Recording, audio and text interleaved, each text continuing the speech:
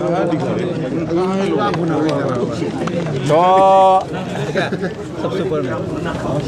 আমি আজি ৰাতিপুৱা 8:30 পৰাতো আমাৰ বৰদপা উপেন্দ্ৰনাথ ব্ৰহ্মৰ ডেথ এনিভাৰ্চাৰী প্ৰগ্ৰাম সেইটো আমি ৰাতিপুৱাই কৰিছোঁ। এইটো শেষ কৰি পেলাই আমি আজি এতিয়া বৰদপা কালচাৰেল কমপ্লেক্সত বডোলেণ্ড পিপলছ ফ্ৰণ্ট BPF দলৰ CWC মিটিং কৰিছিলোঁ। মিটিঙৰ উদ্দেশ্যটো সেইটোৱে, যিহেতু আমাৰ আসাম এছেম্বলি ইলেকশ্যনৰ যিটো ৰিজাল্ট অহা 4 তাৰিখত ৰিজাল্ট ডিক্লেয়াৰ হ'ব, মানে কাউণ্টিংটো হ'ব।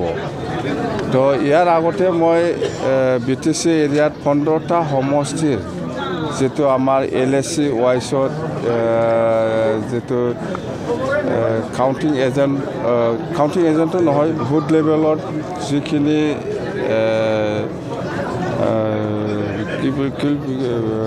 ছাৰ্ভে, বুথ লেভেলৰ যিটো ছাৰ্ভে সেইটো আমি ৰিপৰ্ট লৈছিলোঁ ইলেকশ্যন ষ্টেণ্ডিং কমিটিৰ প্ৰেচিডেণ্ট ছেক্ৰেটাৰীসকলৰ পৰা।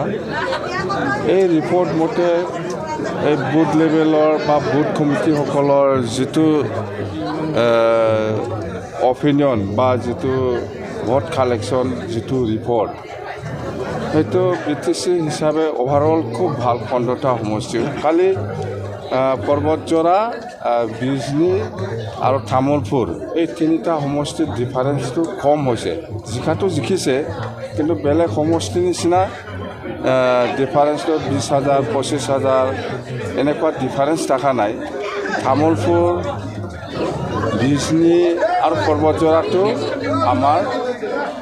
আমাৰ যিখিনি ৰিপৰ্ট দলৰ পৰাই হওক বা LSC ৱাইজ ষ্টেণ্ডিং কমিটিসকলৰ যিটো ৰিপৰ্ট বা যিটো ছাৰ্ভে মানে বুথ লেভেলত ছাৰ্ভে কৰি পেলাই যিখিনি পাইছে দল হিচাপে, আমাৰ BPF দলৰ ডিফাৰেঞ্চটো কম হৈছে, কিন্তু জিকাটো 100% জিকিছে। ডিফাৰেঞ্চটো 4,000। তামোলপুৰ 4,000 ডিফাৰেঞ্চত আমি জিকি আছোঁ, বিজনীটো 4,000, পৰ্বতজৰাও 4,000 ডিফাৰেঞ্চ। ইয়াতকৈ আৰু তলত যাব নোৱাৰে। মই বাৰে সুধিছিলোঁ আমাৰ দলৰ কৰ্মীসকলক বা ষ্টেণ্ডিং কমিটিৰ প্ৰেচিডেণ্ট ছেক্ৰেটাৰী বা ব্লক লেভেলত যিখিনি আমাৰ লিডাৰ্ছসকল আছে, ইহঁতক মই বাৰে ৰিপৰ্ট লৈছোঁ। বিশেষ কৰি পৰ্বতজৰা, তামোলপুৰ আৰু বিজনীটো মই বাৰে ৰিপৰ্ট লৈছোঁ যে ইহঁতে কোনো পধ্যই মিছ নহ'ব, ডিফাৰেঞ্চ কম হ'ব পাৰে, কিন্তু জিকাটো 100%।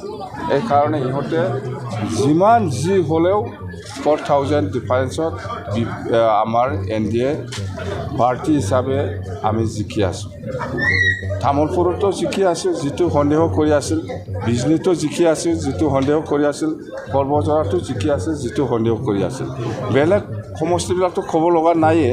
কালি এই 3টা সমষ্টিটো অলপ মানুহসকলৰ যিখিনি অপিনিয়ন, বাহিৰৰ পৰা যিখিনি অপিনিয়ন বা যিখিনি মতামত মই পাই আছিলোঁ যে ভাল নহয় এই 3টা সমষ্টিটো, কিন্তু আজি মই প্ৰেক্টিকেলি আমাৰ দলৰ কৰ্মীৰ পৰা যিখিনি ৰিপৰ্ট লৈছোঁ সেইটো 100%। কোনো চিন্তা নাই, BTC অঞ্চলৰ 15টা সমষ্টিটো 15টাও চুপ ডিচিশ্যন। কালি এই 3টা সমষ্টিটো ডিফাৰেঞ্চটো কম। কিছুমান অভাৰঅল NDA হিচাপে 80+ অলাচাম 80+। এক্সিট পল কিছুমান এক্সিট পল নহয়, আপোনালোকৰ যেনিবা বহুত চেনেলে বা বহুত গাৰ্জেনসকলে বহুত নিজৰ অপিনিয়ন মতামত দি আছে, যিখিনি ছাৰ্ভে কৰি পেলাই পাইছে। ইহঁতে কি ধৰণৰ ছাৰ্ভে কৰিছে ইহঁতৰ কথা। আমাৰ BPFৰ ছাৰ্ভে মতে আমি হাৰা নাই, আমি জিকিছে। তো 4 তাৰিখত চাওক আমি জিকিছে না হাৰিছে, 4 তাৰিখতহে। কিন্তু আমাৰ BPF দলৰ ছাৰ্ভে মতে 15টা বাছ। মন্ত্ৰী ডাঙৰ কথা নহয়, আমাৰ কথাটো হ'ল BTCটো কেনেকৈ ষ্ট্ৰেংথেন কৰিব লাগে, সেইটো নজৰ দি পেলাই ইয়াৰ ওপৰতহে গুৰুত্ব দি পেলাই আমি আলোচনা কৰি আসাম গভৰ্ণমেণ্টৰ লগত বা দিছপুৰৰ লগত বা দিল্লীৰ লগত। মন্ত্ৰী ছেকেণ্ডাৰী,